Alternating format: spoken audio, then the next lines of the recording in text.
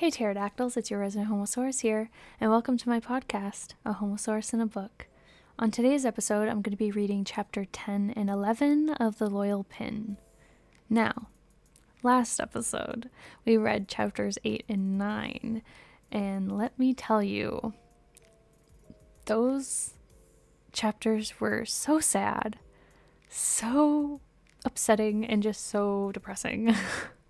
We found out that Princess Anilapat is leaving to study in Europe for 7 years, and basically got 2 chapters of Lady Pin crying, sobbing, ignoring Princess Anilapat, and basically just, letting herself go, not eating, not socializing, not really verbalizing or talking to other people. Just one big pile of depressing gay mess because the love of her life that she doesn't really know is the love of her life is leaving her. And, it was a rough 2 chapters to read. But one thing I did like about the chapters is that in one of the chapters, the lady asked Prek what her reaction is to the princess leaving. And Prek said she was sad. And when she found out that she was actually leaving for 7 years and not like 2 or 4 years, she cried. But that was it. She cried, had a good sobbing into the lady's arms, and, went back to normal. She continued talking to the princess, she interacted with the princess. She went about her daily life. She was happy for the princess to go off and, get an education, but she was looking forward to her coming back. And she didn't completely break or lose herself like the lady. And I loved that we got that comparison because it goes to show just how deeper the connection is between the princess and the lady compared to all the other relationships that they have. It seems like theirs is on another level, like it transcends all the relationships they currently have in their life. And it has that endgame energy, and I know they're going to be getting together because it is a romance book between the two, but I love that the author made those comparisons between what Prek feels, which she has been labeled a friend by the princess and everybody around her. She is known as the princess's friend, and then Lady Pin is also known as a friend, but the difference, everyone, the difference. And I can't wait to see how that evolves when they're older, because we are having a 7-year time period of them. They're 14 or 15 now, so they're going to be in their 20s when this happens, or when they meet up again. So they're both going to have different experiences. They're probably going to make more friends, and they're going to have different likes and dislikes and just a whole different mentality than what they were when they were young kids. So I'm interested to see them relearning each other and how they navigate each other growing into adulthood.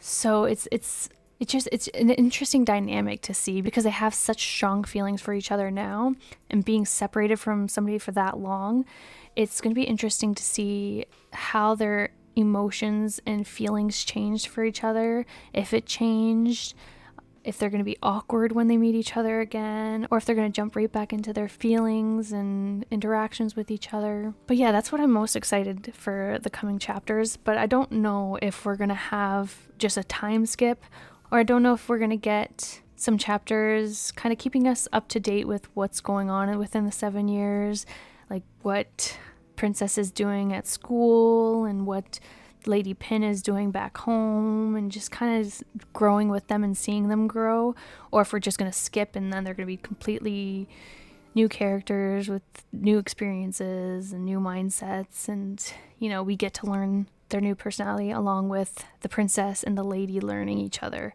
So yeah, I'm excited to read these next few chapters. But before we do, I just want to encourage everybody to help support Monma by purchasing their book, The Loyal Pin.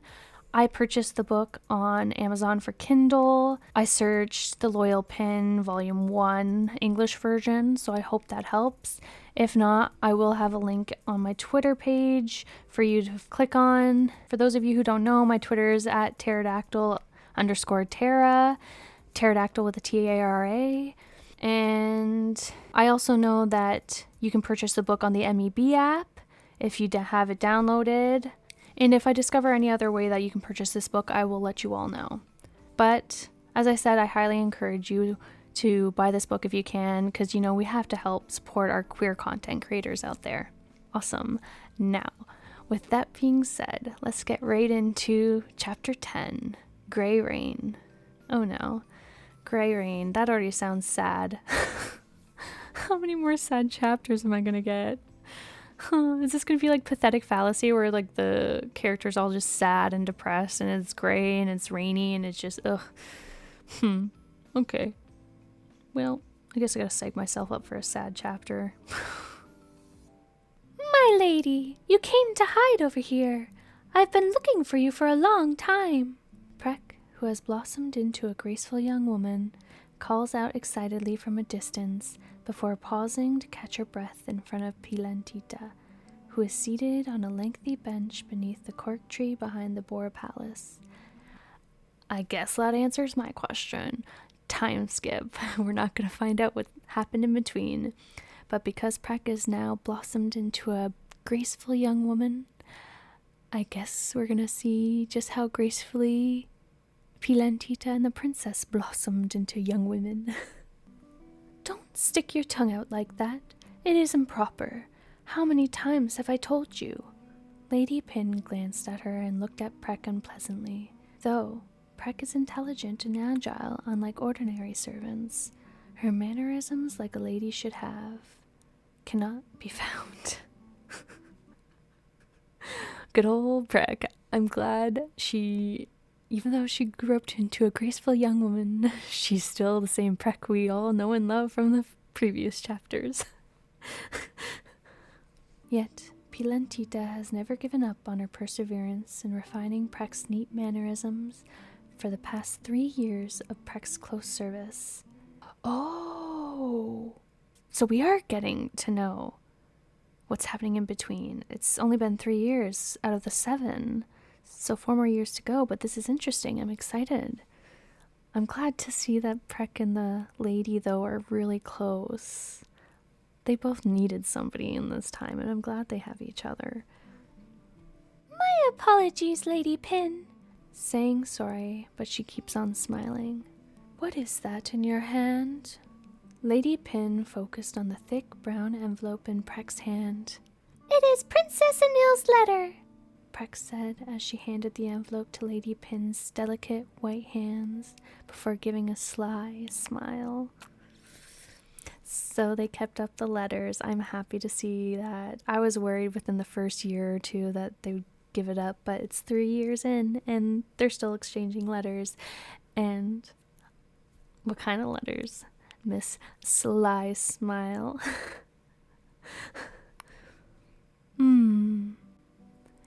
Even though Pilantita only briefly answered, her full light-colored lips kept smiling.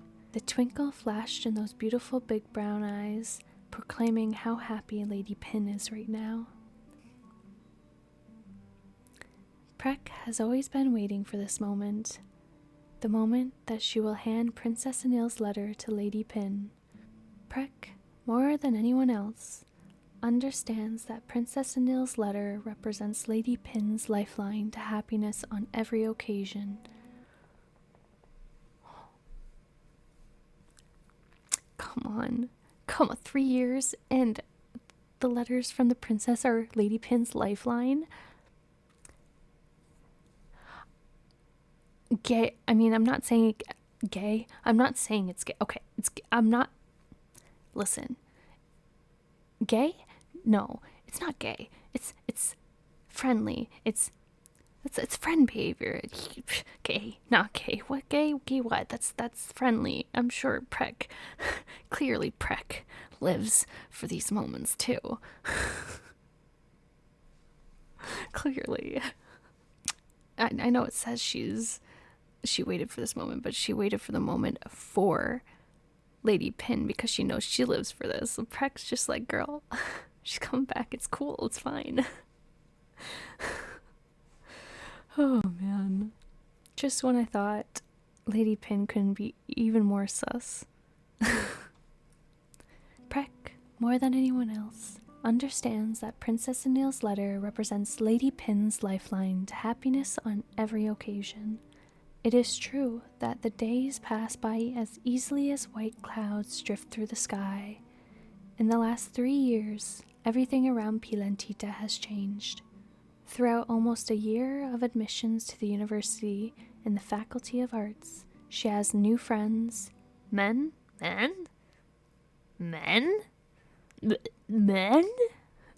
Okay, sorry. Anyways. Men. And women. Women. Okay. Calm down, Pilantita. You still have the princess, okay? Chill on the women. She has a different and wider society than ever. However, Preck can still sense that Lady Pin's genuine joy lies in her ability to read Princess Anil's letter regardless.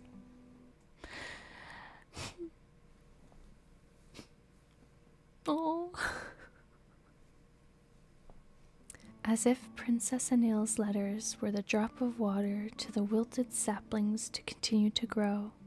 Nevertheless, when Princess Anil's letter fails to arrive for over 2 weeks, and at times experiences delays of months, the inconvenience becomes inconsequential. Preck can barely face Lady Pin. For the time, Lady Pin's body seems to be gloomy and sad, as if there was a gray rain cloud covering. Superficially, it looked diluted, but it is so intense in the sense that it is difficult to get close. Gay. Do I have to say anything else? Gay. Preck. This whole situation does not change Preck's mood at all. She is just concerned for the lady because she knows that if she doesn't get a letter within 2 weeks, the girl's gonna spiral. The girl's gonna think up things in her head. You know, she's gonna overthink things. She's gonna get sad and depressed. And all I'm saying, gay. Okay. It is not just Preck who feels the opacity. At least, Princess Padmika is aware about this too. This one is yours, Preck. Lady Pin carefully unwrapped the envelope and handed a postcard to Preck. Preck also regularly receives letters from Princess Anil. However, due to Preck's limited ability to read and write only simple words, Princess Anil chose to send postcards adorned with illustrative narratives, making it easier for Preck to comprehend. Oh, did I ever say how much I love Princess Anil and how sweet she is and how thoughtful she is and how intelligent she is and how just, oh my god, I love her so much. Anyways, okay, let's go. Let's continue on. We're fine. She would either personally write a letter to Princess Anil in simple sentences or ask Lady Pin to write for her. Every time, Preck ends the letter with the phrase, "When will you return? I have no one by my side now." Oh, always miss my friend. Preck. Oh. Oh. Okay. That really. Poor Preck. My sweetheart, my baby, oh. Well, I guess, I thought in 3 years' time the lady and Preck would become friends, but I guess that it's a servant looking after the lady. I thought they were friends, but the way she says I have no one by my side now, I thought at this point in time the lady and Preck were a lot closer than apparently they are. Interesting. Preck stared at the postcard, which on one side is a view of the dull gray buildings she was not familiar with. Before flipping to the other side is a drawing of her face when she was young. A girl with very curly hair in the shape of a big heart, marked with a short, easy-to-read message. Missing Prek badly. Anil. Oh, my babies. Oh, I feel so bad for them. This must be so hard for them, being away from their childhood friends and still technically being young children themselves. Like, this is heartbreaking. Because what, they're like 17 now? Maybe? Yeah, I think 17 and like 14 for Prek. So this is... Oh, I can't wait for Princess Anil to come back. I'm so ready. Prek smiled joyfully from ear to ear, which made Lady Pin smile along. And, as it is always the same, as it always has been, after completing sorting out Prek's postcard, Pila and Tita separated and went to her bedroom to read her letter alone. Lock the door. Curlies, I know you're getting into late teens years now, but you better not be sending the old school version of like sexting to each other. That's all I'm saying.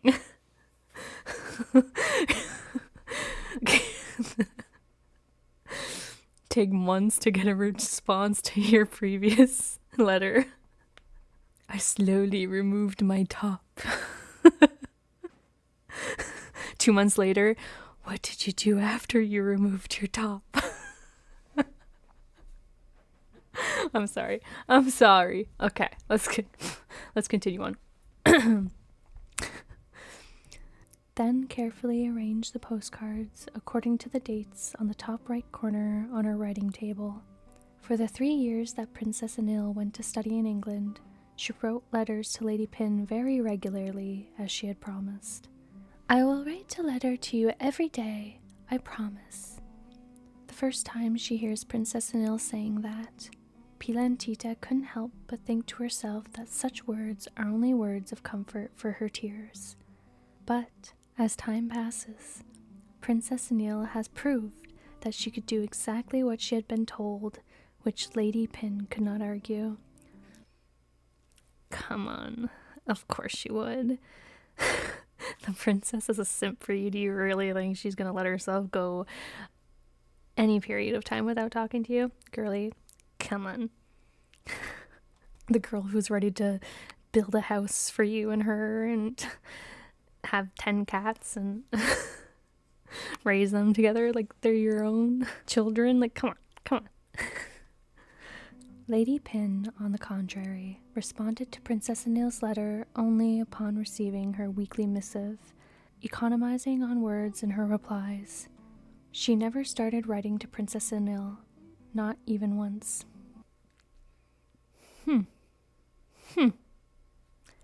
Princess Anil's writing style has remained the same since the first letter until today. It all consists of an orderly handwritten 1 or 2 page letter. Other than that, it consists of a postcard, which seems to be a journal, 1 card per day, then collected and sent weekly and scheduled every week. Okay, I'm here for this. This is really cute. Okay, princess, you want the lady to be up to date with everything that's happened since you've left. Interesting. Because this is not just her writing to her asking how she's been, what she's been doing, and how everybody is, and how she has been getting along without her and her studies and everything. No, not regular postcards, ladies and gentlemen. Not regular how you do postcards. No, this is, here's my day, every day, everything I've done for 2 weeks. Here you go.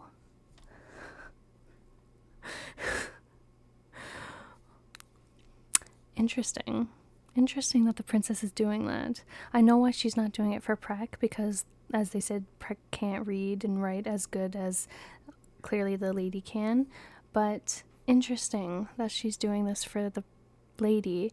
But you would also think, wait, now that I'm thinking of it, you would also think that if that was the case, she would send that separately, her day-to-day, and ask Lady Pin to read it to Prek with her, so that could be both the lady and Prek's insight onto what the princess has been up to. But no. That, her day-to-day journaling, is only for the lady. Hmm. Okay, ladies. Okay. The first postcard. Sunday. It is autumn. It is still as cold as ever. It is so good that it is Sunday, so I've been lying in bed until the sun fully rises. Today's food is as simple as ever, bread and bland vegetable soup. I miss May Penn's cooking so much. In the late afternoon, I went for a walk in the park. The whole park looked yellow and orange, as the leaves here were changing color. But it seemed like I was there in the wrong place at the wrong time. Everywhere you look, you see only old people. Okay. I do not see any girls my age around here at all. Anil. Lady Pin gently smiled as she caressed the first postcard back and forth with a mournful expression. She then flipped back to the other side, which is a wood drawing, a landscape of a park filled with fallen yellow-orange leaves that filled the courtyard, drawn by Princess Anil herself. The second postcard. Monday. Today I discovered fascinating tales from Greek mythology.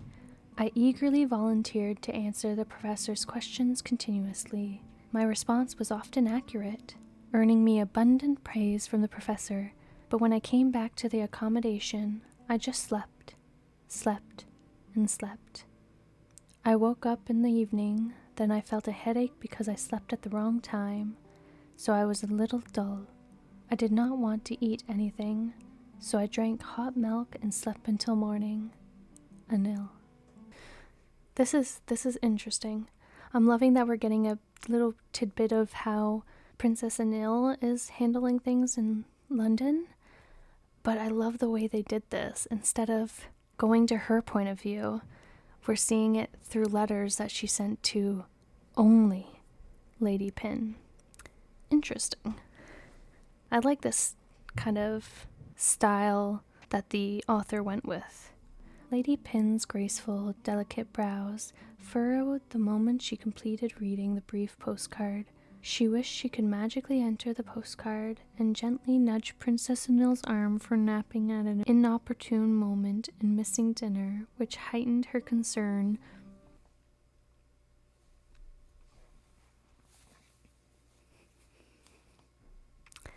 Okay, Lady Pin. Okay. She spent a moment reading the postcard repeatedly for a while, then flipped to the back to see a pencil sketch of the headless statue of the goddess of victory. Though headless, her wings are still wide open, symbolizing the urge to compete with pride. The third postcard. Tuesday. I have a funny story to share with you. Today, I slipped and tumbled in the school building's corridor, and for a moment, both of my legs were reaching for the sky. My friends, particularly Emma, burst into non-stop laughter. Luckily, it's hard for me to get embarrassed, though I lost some cool, but I'm not embarrassed. Anil. So, the princess is making friends. Good for her. Interesting, though, it speaks to their characters that the princess is easily making friends in England. It's only been, I don't know how long, if this was the first few weeks of being at England, or if this is 3 years later. She said this is the first postcard sent, so if she already made friends within the first few weeks of being at school, interesting. That shows that she's a very outgoing, social creature, but when she was at home, she only had Prek and the lady as friends. But here it seems like she has quite a few friends in England. So I don't know if her leaving has made her step outside of her comfort zone and her bubble and expand her horizons and her social circle. Maybe she felt comfortable with Prek and the lady, so she didn't think she needed to have more friends. But it's interesting that she's becoming more social and outgoing, but the lady and Prek are still very conservative and seems to not be making any friends and staying kind of within themselves, and they're not branching out like the princess. It seems like they just lost themselves once the princess left. Interesting.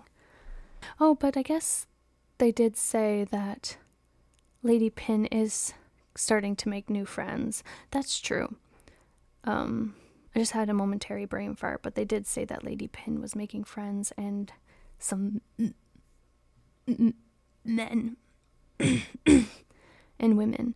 So, yeah. Okay, never mind. So it seems like it's only Prex so far that hasn't really made any friends and is kind of lonely. Lady Pin read this postcard with a plain face, not laughing with the funny story which Princess Anil mentioned.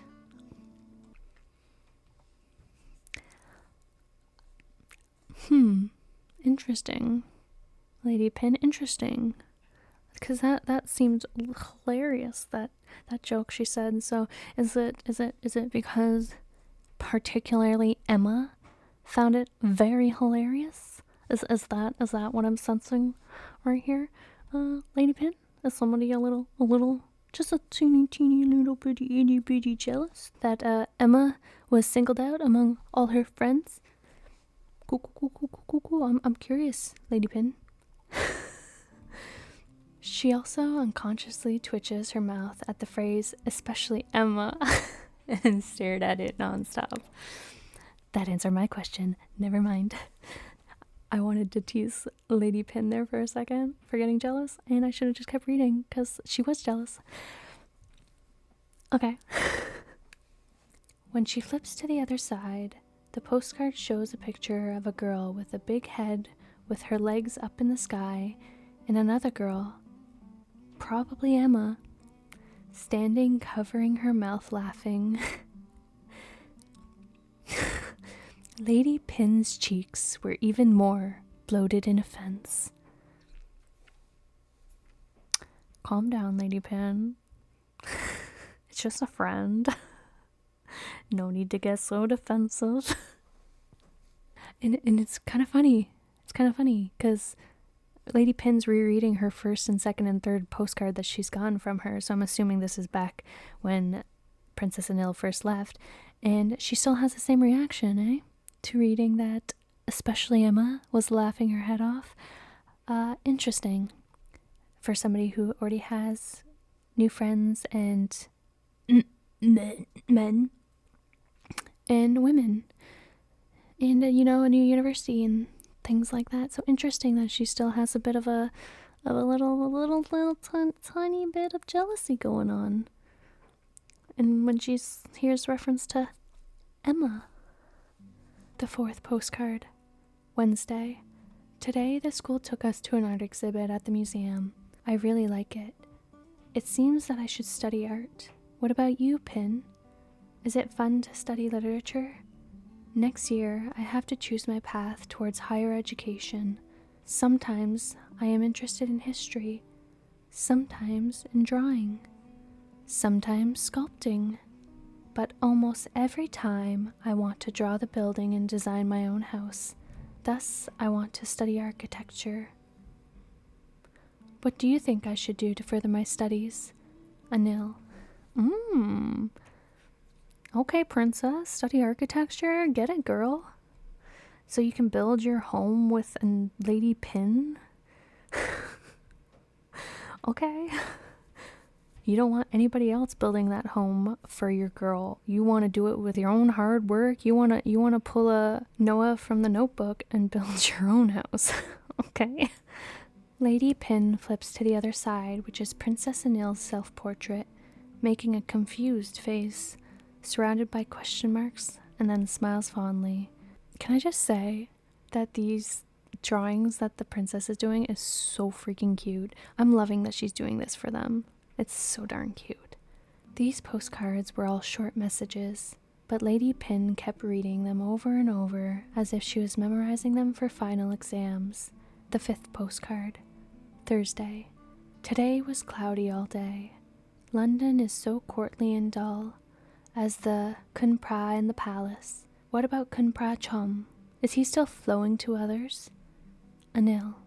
The sixth postcard. Friday. I learned music today. I should not play anything, but I remember that you played the piano very well. So, should I take piano lessons? Anil.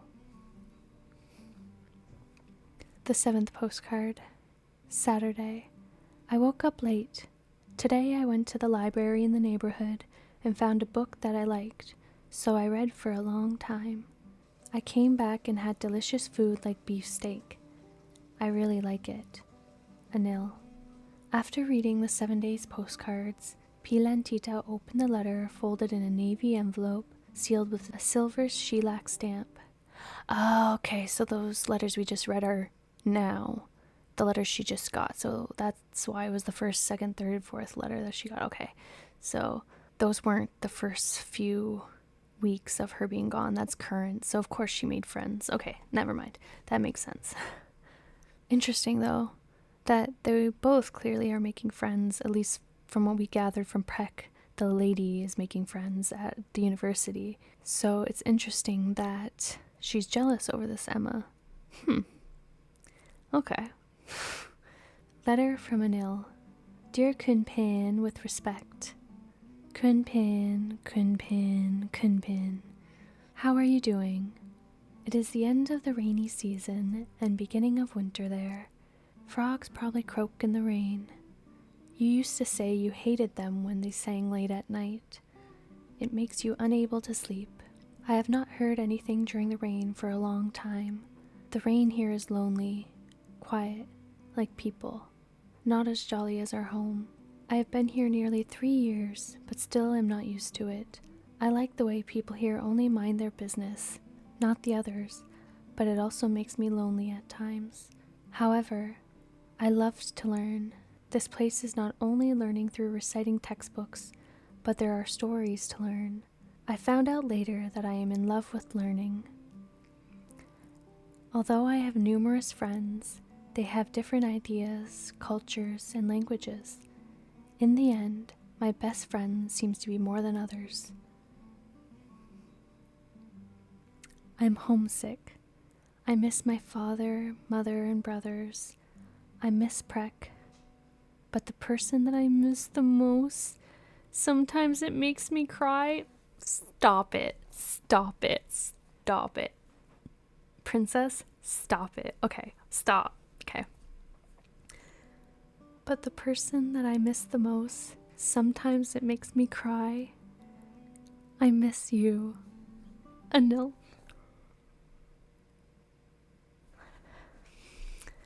I'm weak. I'm weak. Okay, I can't. That's so gay. They're so gay for each other. This is next level gay. 3 years and she's still crying over the lady, and I'm sure the ladies also cries over the princess, and these two are just so in love. Okay. The letter content ends there, but Lady Pin kept flipping through it over and over again before writing back in a few sentences. Kunpin's letter. Dear Anil, it rains every night here, and I really cannot sleep as you expected, but the reason is not from the frogs croaking. There is something else that makes me unable to sleep. You, the princess, she is still so gay for you and so... Come on. 3 years and you still can't sleep well because you're missing the princess? Ladies. Gadies. Lesbians. Lesbians. Come on. At this point, what? At this point, really? I bet you Prek sleeps well at night, and she has no friends, unlike the lady. Anyways, moving on. People here are fine. Busy preparing breakfast, brunch, and late-night meals are a big deal. If Auntie does not allow me to study at the university, I would think that the whole world only has a cycle around the palace. Thus, the world outside is so wide that it made me feel surprised. It is always cold over there. Do not forget to keep your body warm. Be in thick blankets and wear socks when you sleep. I do not want you to get sick. Finding someone to look after things won't be easy, and it won't be as comfortable as it is here. I am not pleased to see you write about sleeping at the wrong time and having a headache. I'm not fond of the fact that you exclusively drink warm milk and then go to bed. Is she really Lady Pin if she doesn't nag at the princess? I can't. What if you have gastritis? You need to be very careful. I am worried. When you fall, having your legs uptrend pointing skywards, do you have any bruises? Did anyone apply medicine on you? And who is Emma? Regarding the study, I do not dare to recommend anything, knowing that you always know what you like, know what you want, and know what to do. I want you to do as your heart's wishes. Regarding Kunpra Chum, he is still sober, formidable, and tricky as before as salt that still remains in salinity. Regarding studying piano, I totally agree. For your personality is so elegant, it is perfect to play the piano. Just imagine when you sit with your back straight and sprinkle your slender fingers playing the piano for me. Just imagine when you sit with your back straight and sprinkle your slender fingers playing the piano for me. Okay, Lady Pin. Okay. You're not even thinking of her just knowing how to play the piano for everybody with her slender fingers. You're just thinking of her playing with her slender fingers for you. Okay, she's like 17 now. Yeah, okay. She's getting up there. She's starting to think things. Okay. Just a few more years to go, ladies. We got this. I cannot stop grinning. I keep all your postcard journals. I now have a big collection, so I asked for an iron chest for my aunt to keep, but my favorite ones will be stored in the writing desk drawer so I can conveniently pick them up and read them whenever I think of you. Which is what, like every night when you're struggling to fall asleep because you're thinking of her? The fact that she wants to save all of these and she's asking for a chest so she can put them in. These two, cutest thing ever. There are many years left until you come back, but I will not stop to mark off the calendar. The day Auntie saw it and she scolded me for marking. It is a mess. But I will not quit. Why can't I make a mark? I'm eagerly counting the days until I can see you. There is not a minute that goes by that I do not think about you. Pin.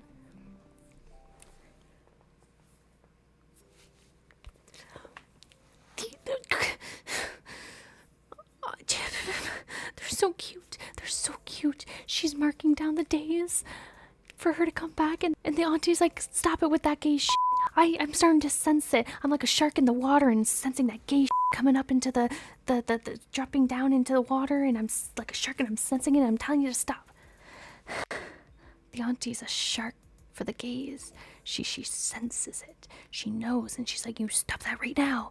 And then Lady Pin's like, excuse you, I'm not gonna stop because my girl is coming back and I need to know the exact day that she's back so that I can meet her at the house and run into her arms and like slow-mo run, and then she could pick me up and twirl me around and we can have a nice, amazing, show-stopping, wonderful, gorgeous, incredible, fantastic and beautiful and wonderful kiss that will sparkles and fireworks and everything will go off, and then she can build the house with her architectural degree, and she can build the house for us to live in forever and ever. Amen.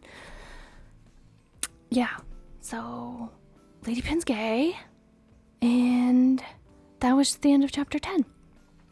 Okay, we're on to chapter 11, The Pine Palace. That chapter was basically just them reading letters, so I really want to know what happens next. So I want to get some meat and potatoes of this, you know. So I mean, we got a little bit of meat and potatoes with the jealous princess, the jealous lady, but I want like the meat and potatoes. I want to see the princess back. So I'm hoping this chapter now has it. So let's continue on. Chapter 11, The Pine Palace. Suddenly, the desolate courtyard, which can be seen every day from Pielantita's bedroom window, is now having a big change that Lady Pin herself had never imagined before. What? Is the princess already back building her house? Like, what's happening? The tall grass covering one's head and the trees were all cleared. The crispy brown land was flattened by a giant yellow roller. After going through that process for a while, all the builders coming from nowhere crowded in large numbers. Pielantita, who watches the movement from her bedroom window every day, could not help but worry because she clings to that courtyard more than anything. Because she knows that's the courtyard that the princess wants to build their future home on. Anyways, continuing on. Why couldn't she hold on to it? Someone had verbally claimed that courtyard and pledged the... I'm sorry. I feel like I know these characters by heart now because... Why couldn't she hold on to it?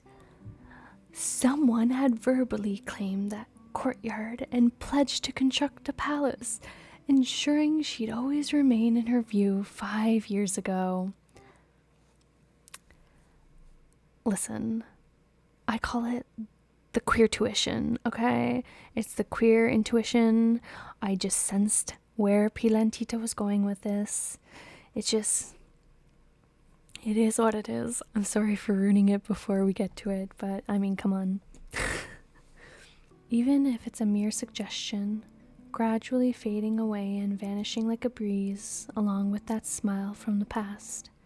But instead, Lady Pielantita took it seriously until she was still surprised. Do you know what the king intends to build on that courtyard?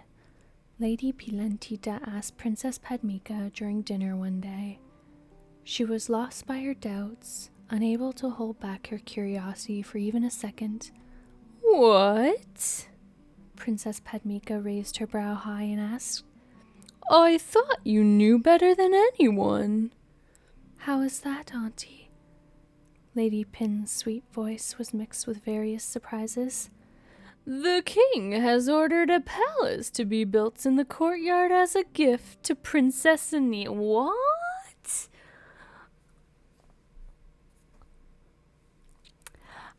What in the gay is going on?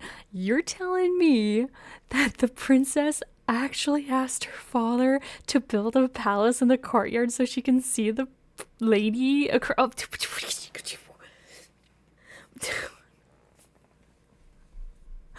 I have no comments. What is going on? This is the... Okay, princess. The princess, like, I'm not letting 7 years affect my future with my girl. She is putting down roots before she's even back. She's like, I'm gonna make sure that my girl and I have a place to live. I bet she designed the whole palace with her architect degree. The king has ordered a palace to be built in the courtyard as a gift to Princess Anilapat when she returns to Thailand after she graduates from higher education. ...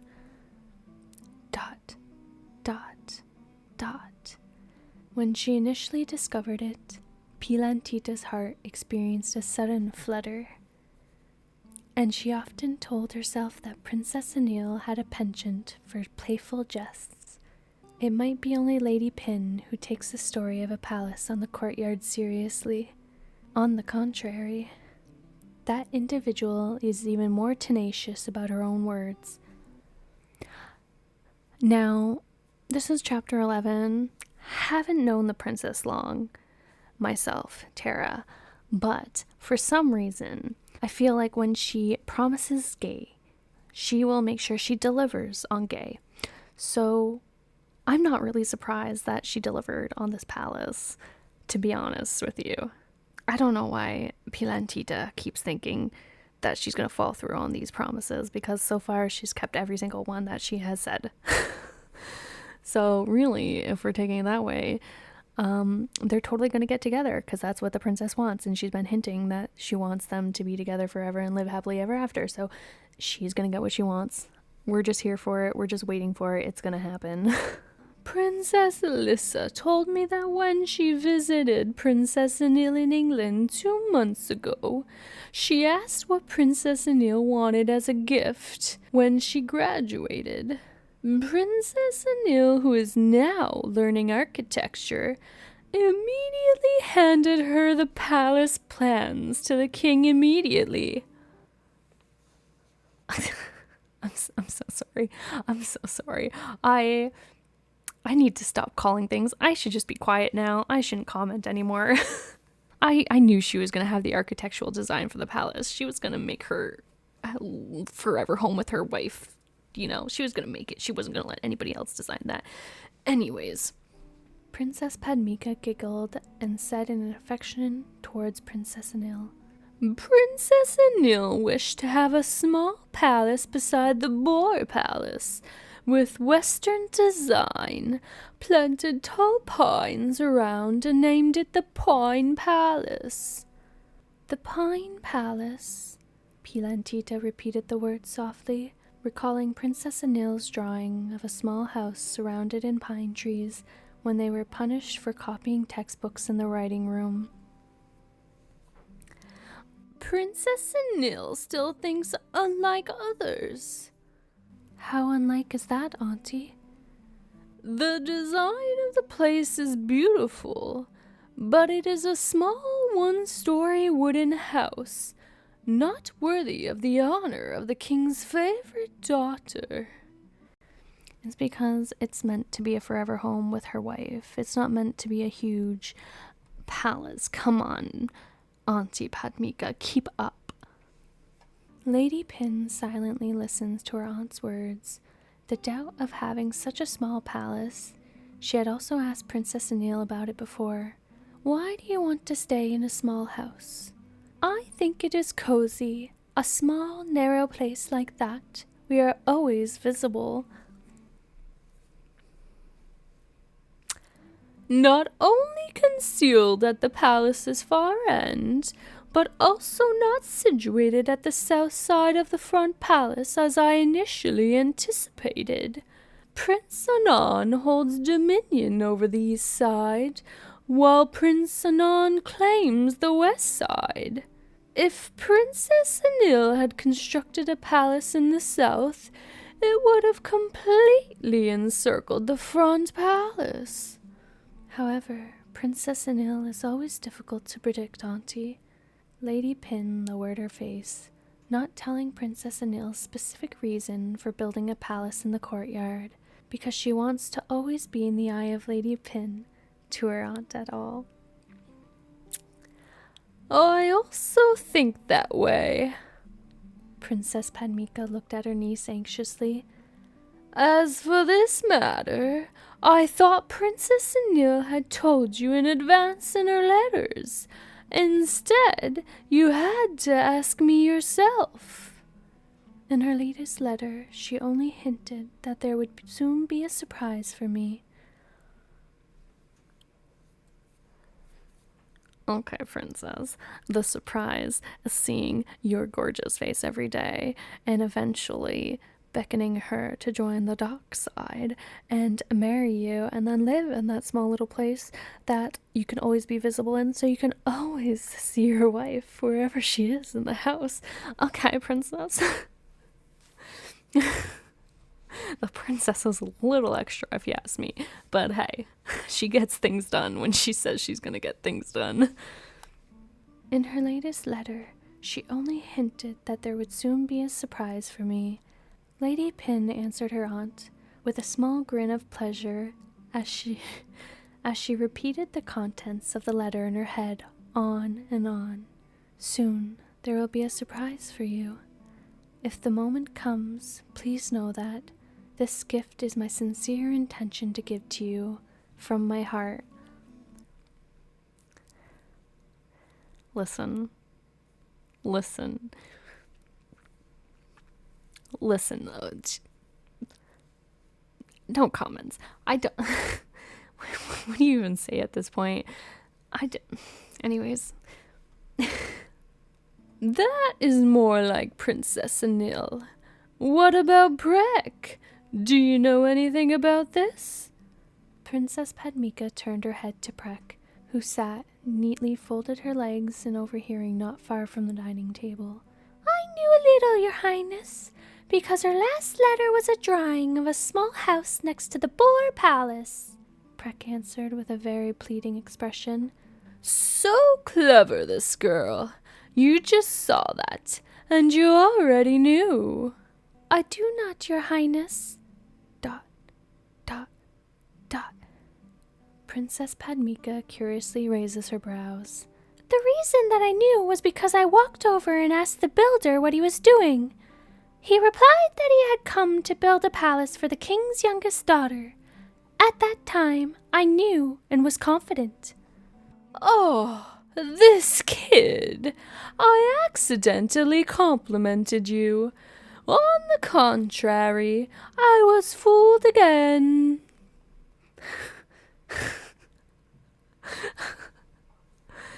I don't think you guys realize how much I absolutely adore Breck's character. She is so funny. I can't. She's going to be the comic relief of this show, and I am so ready for it.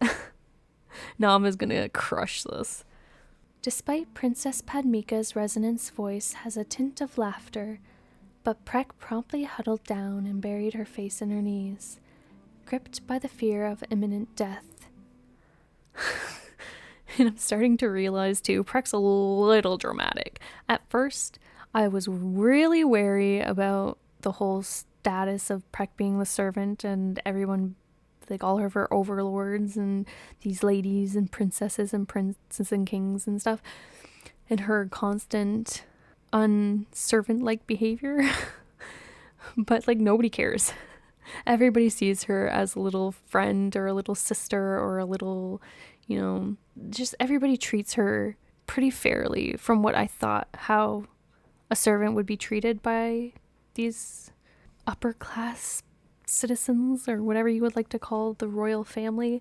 But they treat the servant pretty darn well, and they let her get away with a lot, and they don't seem to punish her much. So I'm starting to realize that she's very dramatic when she's saying that she's worried about imminent death just because she fooled Princess Padmika into thinking she was very intelligent by just knowing from a picture. But Princess Padmika's not going to care whatsoever. Princess Padmika's relationship with Breck is bizarre. Breck is both afraid and fearful of Princess Padmika more than anything, but sometimes Breck accidentally responds to her so fluidly and eloquently that she risked having Princess Padmika's anger many times. On the contrary, not only Princess Padmika's not angry, she also remembered and admired Breck for her intelligence. I deserve to die, Your Highness. Breck answered in a shaky voice. This girl. I'm done. Princess Padmika looked at Breck fondly. Breck, please don't die. Let me have you for fun. A servant like you is not easy to find. Hearing Princess Padmika's words, Breck quickly raised her head and sparkled as usual. Your Highness is very smart. After she knew about Princess Anil's Pine Palace from her aunt, Pilantita watched the changes unfold on the courtyard through her bedroom window every time she had the opportunity. She is happy to see the little by little construction progress each day. Princess Padmika said that there will be a main pillar laying ceremony and making merit to the monks in the near future. Breck heard about it and was very pleased with it. hoping to wander around the kitchen for snacks like every time there was a big merit ceremony in the Sowetawa Reed Palace. Lady Pin can't help smiling when she imagined that if the owner of the Pine Palace was still here with Prek at this time, she would be wandering around and playing cunningly with Prek as usual. Princess Anil, in her mind, is a young girl who looks like the last photo attached in a letter 2 years ago. In that image, Princess Anil sports a radiant, wide grin amidst a sepia-toned photograph. Her formerly rounded cheeks have evolved into distinct, chiseled features.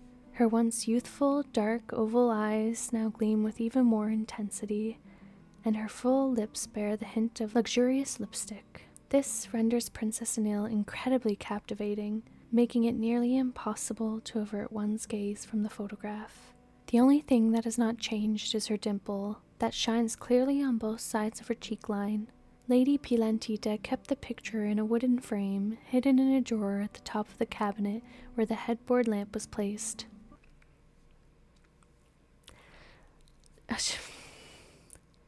Yes, friends. That's the friendly thing to do with your great friend. She only takes it out and puts it prominently at the headboard just at dusk before going to bed every night.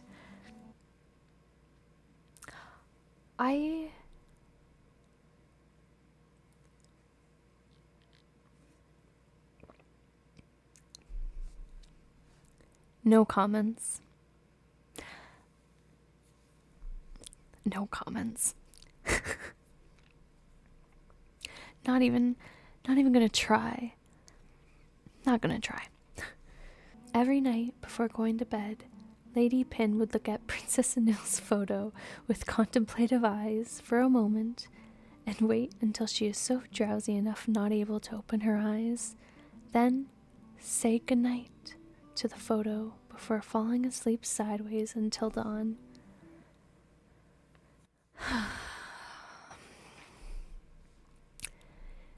Even though she wants to know how Princess Anil has grown, and the face that is as beautiful as a drawing will now look more beautiful than before.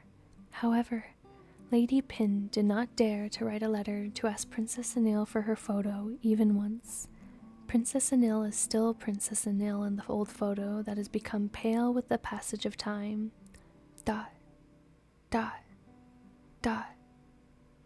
Pin ...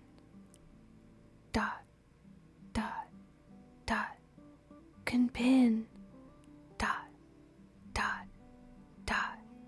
Lady Pilantita, my lady! What is it, Sunhee? I'm just sitting right in front of you. Why are you yelling so loud? Lady Pilantita, who flinched all the way to the brim, complained to Sunhee, her close female friend, who is sitting with a pouty face on a bench under a large rain tree opposite her with an unpleasant voice. I have been calling you from whispering to semi-shouting. Lady Pin, you do not pay attention to me at all. No, you do not. Sunny popped up and complained. If you do not believe me, ask Thanet. Sunny nodded towards Thanet, the handsome young yellowish-brown-skinned man who sits next to him with a grin. Really, Thanet? Lady Pin seriously turned to ask the young man at Sunny's challenge. She doesn't trust Sunny anyway. I'm sorry to say yes, Thanet retorted, smiling. Sunhee has been calling you for a long time, but you seem to look distracted. I would like to testify for Sunhee too. Shada, the young woman sitting next to Pilantita, playfully raised her hand high to testify for Sunny. Believe me now, Lady Pin is number 1 for being distracted. But why do you call me? Lady Pin's beautiful face was skewed with no argument against her best friend's accusations. I'm asking you out for some ice cream. There are no more classes this afternoon, and I am bored of going home quickly. So, I remembered P. Cohen would pick me up this afternoon, so I will invite my brother to treat us ice cream at the new cafe. Thanet's face suddenly turned pale, even when Sunny had not finished her words. Why would this young man not know Sunny, her best friend who wants to be a matchmaker for her older brother and Lady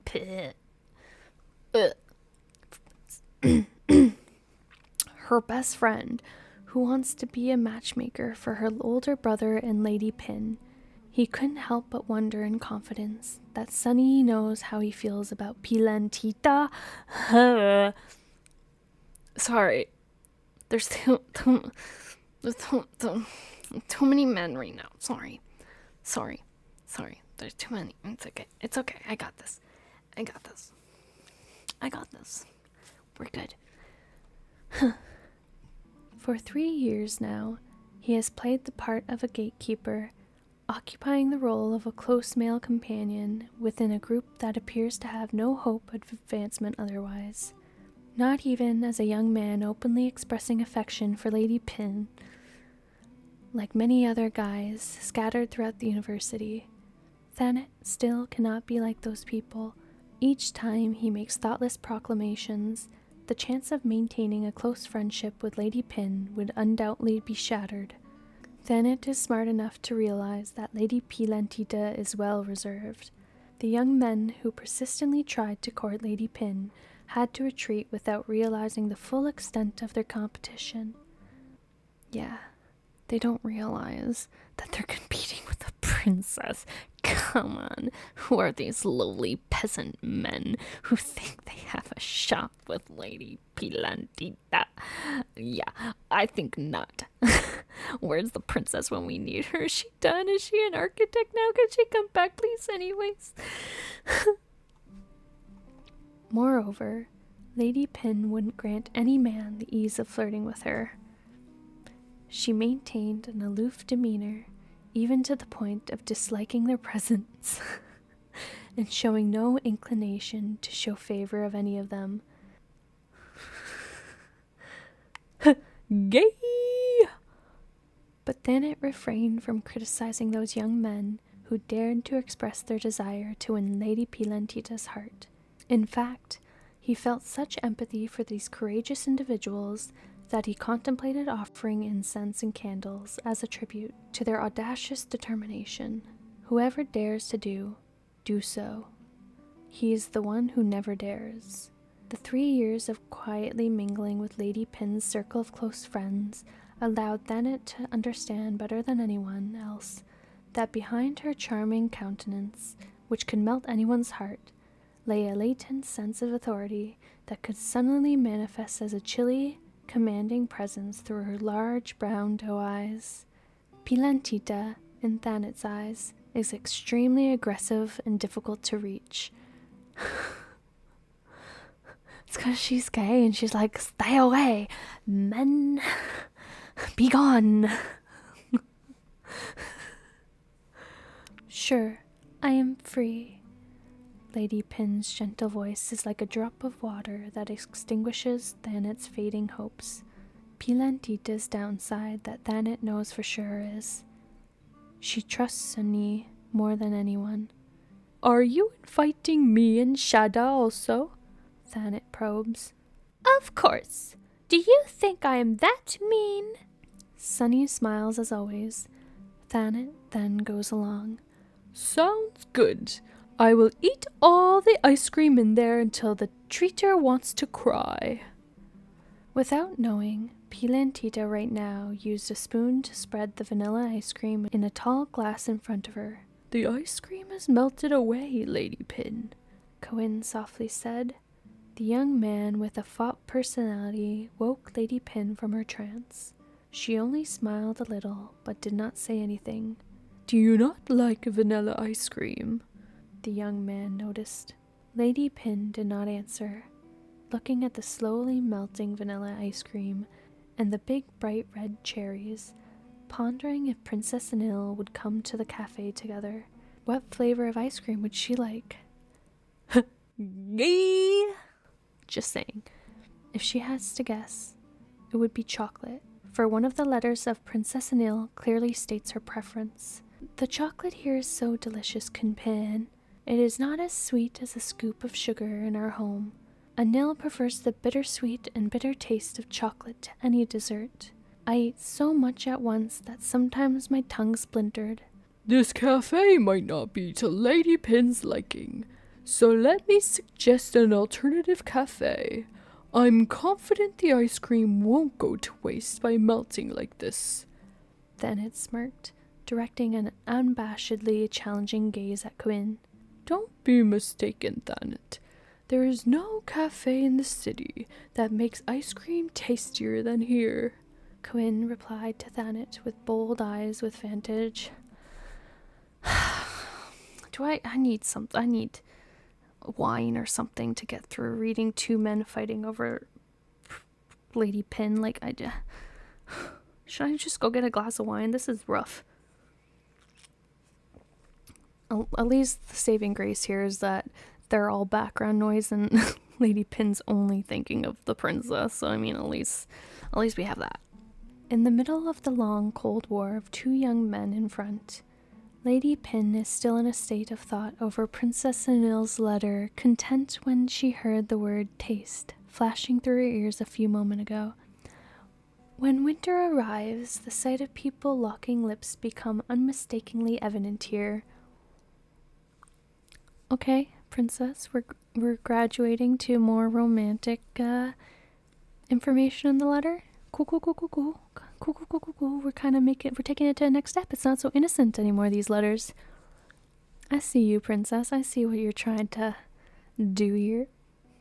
Whether it's a lover's kiss or not, it can be witnessed in various places, within the confines of an aging building, amidst the bustling park, tucked away in the library corners, where serious and elusive academic texts stand guard, as if people here were kissing each other openly, anywhere that I could not help but ask, how sweet is the taste of a kiss?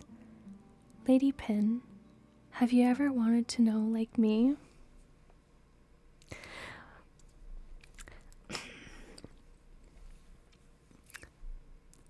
What does a kiss taste like? Pilantita's face immediately heated up when she thought of the text of this person far away. She could only scold Princess Anil inside. Anil, why are you asking such difficult questions? Looks like you do not have to argue anymore, boys. Chada interrupted the two men unexpectedly after observing Lady Pin's beautiful face for a while. Her slender, thin face sometimes looks distracted, sometimes grinning to herself, sometimes suddenly turning red, like a woman who fell into the depths of love. I mean, at least I'm not the only one who's observing these facts. Thank you, Chada. Not only now, but as Chada has noticed, Lady Pin has always been like this since the first time she knew her, but for the last few weeks, Lady Pin seems to be acting more noticeable. No matter which cafe, Lady Pin won't stop being inattentive. You tell those boys it's a lost cause. You get it, Chada. You tell them they need to stop. That afternoon, Quinn and Sunny gave a ride to Lady Pin at the gate beside the palace wall and left silently. They didn't even muster the courage to pay the customary visit to Princess Padmika. But the story is more complicated. Kunqua is waiting to see you in the hall, my lady. Prek immediately informed Lady Pilantita's toes to step on into the palace. Kunqua again? Pilantita's voice is extremely wary. From all the young men who have come to flirt with her, Lord Quaquet, Prince Anand's closest associate, is the only young man who she cannot find any reason to refuse to meet with. First, Kunqua is always approaching the elders, whether through the majesty of Prince Anand or even Princess Padmika. Second, Kunqua often waits in the reception room of the Boar Palace and always gets permission from Princess Padmika. How can Pilantita pretend to ignore him, just like she did with a young man waiting on a university bench? Today also, Kunqua was already waiting for her in the lounge, but without the sight of her aunt, because it was now time to take control of the kitchen. Hello, sister. The young man unfolded a sweet smile, dripping for Lady Pin as soon as he met his face. "Hello, Kunqua." Lady Pin just smiled and replied a little perfunctorily. "You come to the Boar Palace so often, as it seems like there is not much government work for you to do." "Sister, please do not say that. I just stopped by to bring my mother's sweets and give them to Auntie Pod." Quackit laughed until his sharp eyes almost closed. The young man was already familiar with Pilantita's deep, insidious words. "Then why you keep trying, dude? Don't you sense that, like, she's not into it? Like, you need to back off. Where's the princess when you need her? Oh my god, she better be coming back soon. I can't take much more of this." Why wouldn't he know? Pilantita is soft on the outside, hard on the inside. Despite how beautiful and neat her face was, her thoughts were not so limp that it was as easily persuasive as many women in the palace he had met. "If you just stop by to deliver the sweets and you are done, you can go back." Lady Pin spoke up in a calm voice. Savage. "Okay, Pin. Okay, Lady Pin. I see you." I love how standoffish she is with them. She has no room to think of these people. She's just thinking of Princess Anil right now. She's like, "I can't entertain you whatsoever. You need to back off." "Sister, don't be so mean. I just want to have a conversation with you. I will be back to work in a minute. I will not be long." A minute is too long, dude. Come on, take a hint. Quackit still smiles. The young man's smile is so visually pleasing. Prek, who sat with folded legs beside Lady Pin's knees, kept staring at him until her eyes barely blinked. Well, there you go. He can have Prek. Prek's already into it. Come on, Prek, distract him with your charms. Make him laugh. In Prek's eyes, Quackit is so handsome. He is thin, tall, and graceful, with fine white skin of his Chinese descent from Mon Lamon, his mother. He's handsome, so eloquent, and speaks sweet words. There is nothing bad about Lord Qua, except that he's a dude. Still, Pilantita does not seem to be pleased with him, no matter what, 'cause she's in love with her princess. "If you want to have a conversation, then talk to me," Pilantita said. "Yes, then I will ask Prek to." He turned towards Prek, but didn't dare to ask directly. "Prek, stay here with me. If you have any errand, call Pikoi instead." Yes, lady. She is shutting this down. She's like, "No, sir. No, what you can say to me, you can say in front of Prek. We are not going down this road. You need to back off. What more signals can I give you to tell you no? No. Back off. Gay. Gay. Me gay. Gay. K? K." Lady Pin's sweet voice spoke knowing his tricks. Yes, yes." Quackit only accepted. Seeing Quackit's blunt face, Prek could only smile widely, showing all her teeth. Prek's intention was to encourage, but it looked superficially to mock Quackit. Then Prek did her duty to be the third wheel without failing. Third wheel, my behind. Any conversation, he asked, to which the lady remained silent, prompting Prek to respond on her own. Any sentence about courtship, Prek will start questioning the young man, enough that he had to change the subject. Oh, this is too funny. I'm loving this. Oh, man. However, it doesn't imply that Prek isn't easily distracted. In the interim, she found herself counting her fingers. Subtracting 5 from 7 leaves her with 2. 2 years until Princess Anil returns. I'm not ready. Okay, that's what I'm excited for. She needs to come back and get her girl and keep these men away. Lady Pin herself is very attractive. Yeah, she is. Anybody who knows me knows how attractive I think Freen is. Anyways, moving on. We're not going down that road. No, we are not. Lady Pin herself is very attractive, so how can Prek alone withstand and keep watch, as Princess Anil had emphasized repeatedly before her departure? Princess Anil knew. She knew there was going to be a lot of thirsty men out there, and she's like, Prek, you need to stop that before it happens. I will be back in 7 years. Do not let that happen. While interrupting Quaquette, Prek also drafts a letter in her head, with intention to go back to writing this evening. My dearest princess, I implore you to return as swiftly as you can.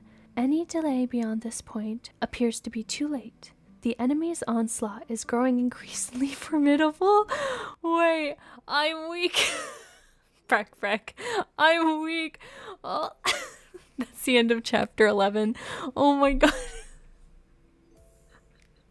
She is sending updates to Princess Adil of her enemies trying to get with her girl. She's like, girl, you need to rush. The enemy is moving in fast, and your brothers and the Princess Padmika's letting it happen. They're letting the enemy come behind enemy lines, and he's right here, and he's getting farther than any of her university guys, which, by the way, there's a ton of university guys also vying for her attention. Girlie, you need to come. You need to get your girl. Poor Prex, like, sweating, like, doing her best to stop this. Oh my god, I'm loving this. I didn't realize when the princess told Prek to keep an eye on her that it was more to keep an eye on any of the guys or other people trying to get with her, and not just, like, you know, making sure she eats and stays healthy and safe and all that. That is hilarious. That was something I didn't see. That last sentence of having to update her on current suitors trying to get with her. I love that. The letter Prek is thinking of sending her. My dearest princess, I implore you to return as swiftly as you can. Any delay beyond this point appears to be too late. The enemy's onslaught is growing increasingly formidable. This is hilarious. I love this. But these two chapters were actually quite good. I'm happy that it wasn't as depressing. Like, it's sad because you know that the lady is not really getting over the princess leaving. Like, she's still constantly thinking about her every day, and still, you know, any kind of keepsake or anything she gets from her, she saves and keeps, and she literally looks at her picture every night before going to bed. Like, she's down bad for the princess. And it's interesting to see that within 7 years, 2 years left, they're still down bad for each other. Like, I thought maybe things would start changing. Maybe the letters would become less frequent. Maybe, you know, they would start kind of moving on. Like, yeah, Lady Pin has friends and Princess has friends, but, like, they still only think of each other. The princess is still getting updates about Lady Pin's suitors. Like, that boggles my mind that Prek is literally sending her information about her suitors. I didn't think that like, Prek has to know then too, right? Because why would a friend want to know about another friend's suitor, and why is she saying that she's calling them enemies? So Prek has to know that the princess is in love with the lady and wants to be with the lady, because she wouldn't be calling her suitors enemies, right? It's only logical that Prek knows how the princess feels. And then you see that the princess still feels that way because she's still getting updates, and she's building the palace right across from the ladies. So I don't think anybody's feelings changed, which I'm shocked, because I thought maybe we would get a little bit of feeling changes, but no, nothing's changed. If anything, it's probably making their feelings stronger, because, you know, absence makes the heart grow fonder, and clearly they're constantly thinking of each other. So this is interesting. I'm excited to see the next chapter. Oh man, I might have to read it. I might go read it.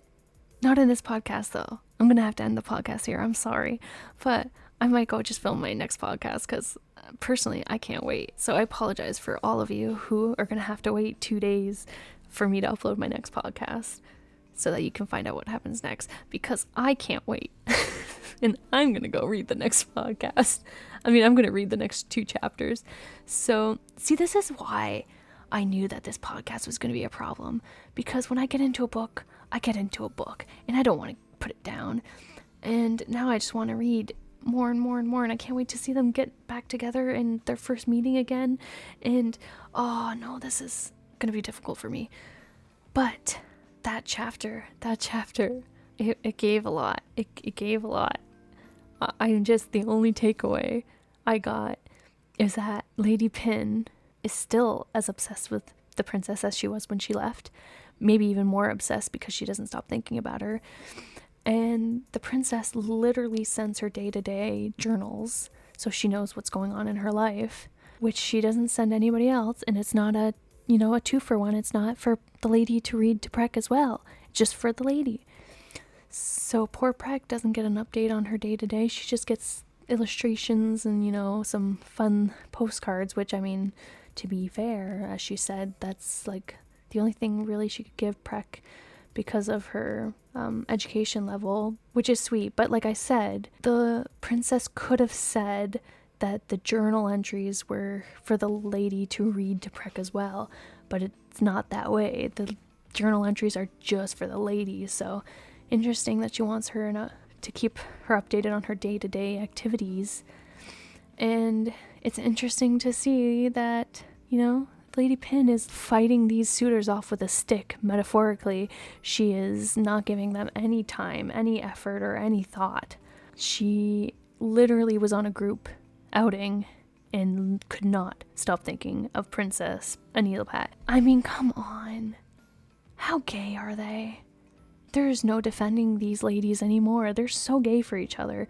And this is what I love to see. They're not together, but they're together because they only think of each other. So this was great for you, 2 chapters after the 2 last depressing chapters. So I appreciated these 2 chapters. I'm happy that it was more just them longing for each other, which I adored, and the fact that they didn't forget each other or slowly stop thinking of each other and going maybe a few days without thinking and then slowly just losing contact, stop sending letters to each other. No, always think about each other, and I'm living for this. So with that all being said, I'm going to end this podcast here because I want to go read the next 2 chapters.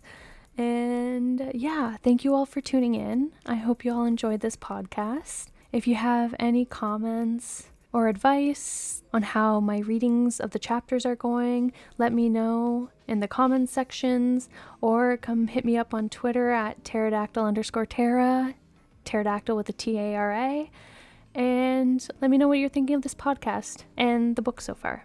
And with all that being said, thank you all for tuning in, and I hope you all have a wonderful day. Stay safe, everyone.